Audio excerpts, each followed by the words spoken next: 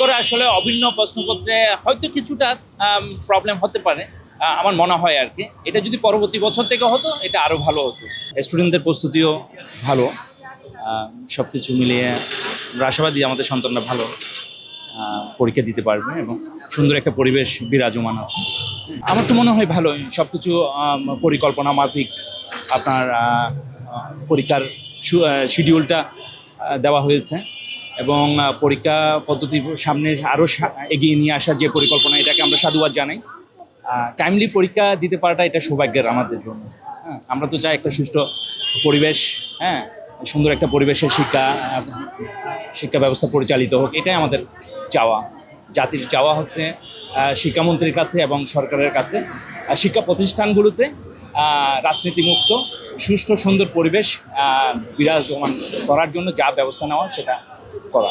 প্রতি সপ্তাহে সর্বোচ্চবার বিকাশ পেমেন্টে 50 জন হবেন পেমেন্ট চ্যাম্পিয়ন। জিতে নিন টিভি সহ আকর্ষণীয় সব প্রাইজ। না, আসলে আমার মনে হয় বর্তমান শিক্ষার্থীদের মধ্যে নকলের কোনো ধরনের চিন্তা ভাবনা তাদের মধ্যে নাই। আমি তো আমার সন্তানের ক্ষেত্রে দেখেছি এবং অন্যান্য স্টুডেন্টদের যে প্রস্তুতি, সেই অনুযায়ী তাদের নকল করার আসলে কোনো ধরনের প্রয়োজন নেই আর কি। বর্তমান শিক্ষা ব্যবস্থায় তারা সৃজনশীল এবং বহু নির্বাচনিক যে সিস্টেম, সে প্রেক্ষাপটে আসলে কোনো স্টুডেন্টকে নকলের আশ্রয় নেওয়ার কোনো ধরনের প্রয়োজন নাই বলে মনে করি আর কি।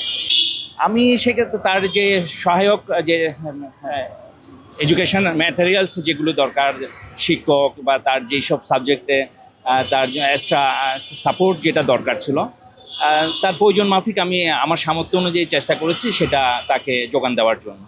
হ্যাঁ, এটা ভালো, বাট এটা এই বছর না হয় এটা পরবর্তী বছর হলে আমার মনে হয় আর কি বর্তমান শিক্ষার্থীদের জন্য ভালো হতো, কারণ তারা অভিন্ন প্রশ্নপত্রে পরীক্ষা হওয়ার যে বিষয়টা সেটা অবগত হয়েছে মাত্র 3 মাস, খুব সম্ভবত 3 মাস পূর্বে।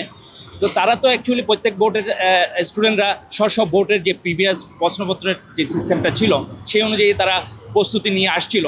তো হঠাৎ করে আসলে অভিন্ন প্রশ্নপত্রে হয়তো কিছুটা প্রবলেম হতে পারে আমার মনে হয় আর কি। এটা যদি পরবর্তী বছর থেকে হতো এটা আরও ভালো হতো।